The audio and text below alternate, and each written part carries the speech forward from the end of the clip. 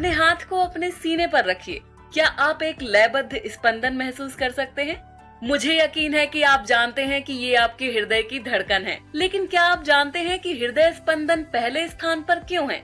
हर pump के साथ हृदय आपके शरीर में रक्त का परिसंचरण करके आपको जीवित रखता है। यदि आपका हृदय पंप करना बंद कर दे तो आप तुरंत ही मर जाएंगे।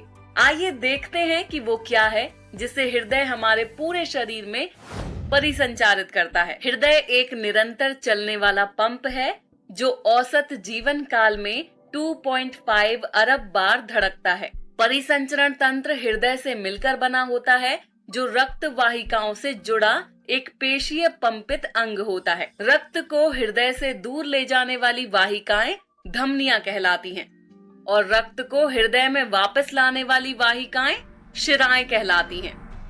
आंतरिक रूप से हृदय में 4 कक्ष होते हैं। ऊपरी 2 कक्ष दाएं और बाएं आलिंद हैं, जबकि निचले 2 कक्षों को दायां और बायां निलय कहा जाता है। परिसंचरण तंत्र श्वसन तंत्र के साथ निकटता से जुड़ा होता है जो फुफ्फुस, शरीर ऊतक और अमाशय जैसे अंगों से मिलकर बना होता है। अब हृदय में रक्त के प्रवाह को समझने के लिए हम दाएं आलिंद को देखते हैं जो कि वी ऑक्सीजनित रक्त प्राप्त करता है जो अंततः दाएं निलय से होकर गुजरता है। दाएं निलय से रक्त फुफ्फुसीय धमनियों से होकर प्रवाहित होता है और फुफ्फुस में कूपिकाओं तक पहुंचता है। अब कूपिका का एक सरलीकृत दृश्य हमें ये दर्शाता है कि कूपिका से ऑक्सीजन रक्त में विसरित होती है।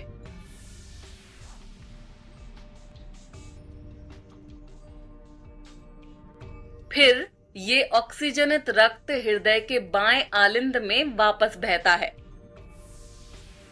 बाएं आलिंद से ऑक्सीजनित रक्त बाएं निलय में जाता है। बाएं निलय से ये ऑक्सीजनित रक्त महाधमनी के माध्यम से पंप किया जाता है। ये रक्त अंत में शरीर के विभिन्न अंगों की कोशिकाओं जैसे आमाशय आदि में पहुंचता है, जहां से ऑक्सीजन बाहर विसरित होती है और इसलिए फिर से रक्त विऑक्सीजनित होता है। ये विऑक्सीजनित रक्त फिर से हृदय के दाएं आलिंद में वापस भेज दिया जाता है। आइए सारांश देखें। परिसंचरण